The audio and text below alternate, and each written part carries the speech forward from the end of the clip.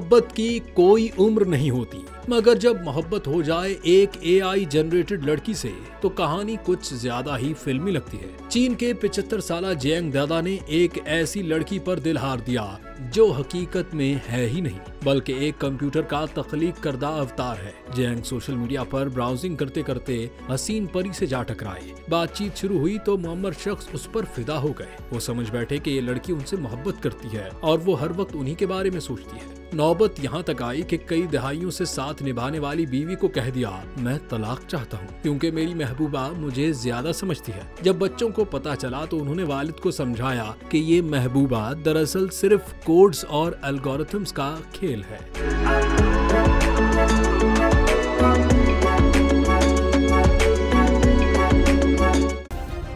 Subscribe करें और bell दबाएं ताकि कोई खबर रह न जाए।